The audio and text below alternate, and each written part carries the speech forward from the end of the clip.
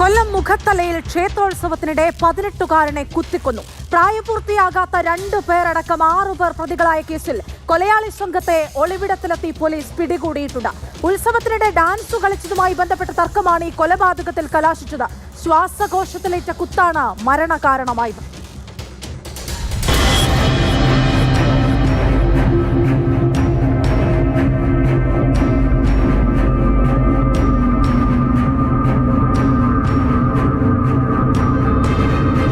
വയസ്സു മാത്രം പ്രായമുള്ള തേജസ് എന്ന വിദ്യാർത്ഥിയാണ് ഇന്നലെ രാത്രി കൊല്ലപ്പെട്ടത്. മുഖത്തല ചെമ്പകശ്ശേരി ക്ഷേത്രത്തിലെ ഉത്സവത്തിനെത്തിയതായിരുന്നു തേജസ്. കെട്ടുകാഴ്ചകൾ വരുന്നതിനിടെ മറ്റൊരു സംഘം തേജസുമായി തർക്കത്തിലേർപ്പെട്ടു. ഇതിനിടയിൽ 5-അംഗ സംഘം തേജസിനെ പിന്നിൽ നിന്ന് കുത്തിവീഴ്ത്തി. ശ്വാസകോശത്തിലേറ്റ കുത്താണ് മരണകാരണമായത്. കുത്തേറ്റ് രക്തം വാർന്നു കിടന്ന തേജസിനെ ആശുപത്രിയിൽ എത്തിച്ചെങ്കിലും ജീവൻ രക്ഷിക്കാനായില്ല. മുഖത്തല സ്വദേശികളായ ആദിത്യൻ, ബിനു, പ്രജിത്ത്, അഖിൽരാജ് എന്നിവരും പ്രായപൂർത്തിയാകാത്ത മറ്റു 2 പേരുമാണ് ഈ കൊലയാളി സംഘത്തിലുള്ളത്. ഘോഷയാത്ര നടന്നു വരുന്ന സമയത്ത് ഈ തേജസ് എന്ന് പറയുന്ന പയ്യൻ, ഇതിൻ്റെ ഒന്നാം പ്രതി എന്ന് പറയുന്ന ആദിത്യൻ, കുട്ടു എന്ന് വിളിക്കുന്ന ആദിത്യന് ആയിട്ട് ഉണ്ടായ വാക്കുതർക്കമാണ് കുത്തിൽ കലാശിക്കുകയും ഒരു ഇത്രയും എണ്ണത്തിലേക്ക് ആക്രമണത്തിന് ശേഷം പ്രതികൾ സുഹൃത്തായ അഖിൽരാജിന്റെ വീട്ടിൽ അഭയം തേടി. അതിനിടെ തേജസിനെ കുത്തിവീഴ്ത്തിയ ആദിത്യൻ അവിടെ നിന്ന് രക്ഷപ്പെട്ടിരുന്നു. കൊട്ടിയത്ത് വെച്ച് ആദിത്യൻ അച്ഛൻ കുഞ്ഞുമോനുമായി സംസാരിച്ചു.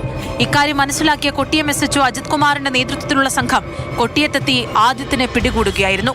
പോലീസ് നടത്തിയ ചോദ്യം ചെയ്യലിൽ കൂട്ടുപ്രതികൾ കൊട്ടിയത്തെ ഒഴിഞ്ഞ സ്ഥലത്തുണ്ടെന്ന് ആദിത്യൻ മൊഴി നൽകി.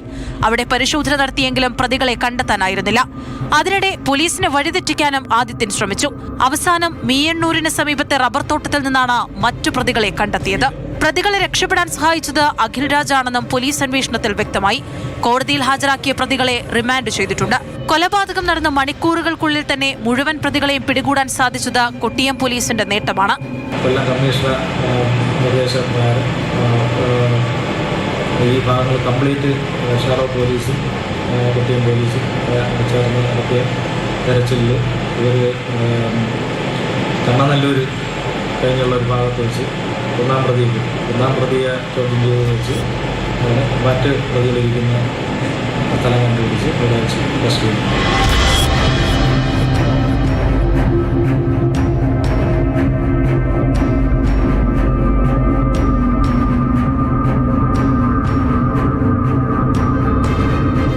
മാതൃഭൂമി ന്യൂസ്, കൊല്ലം.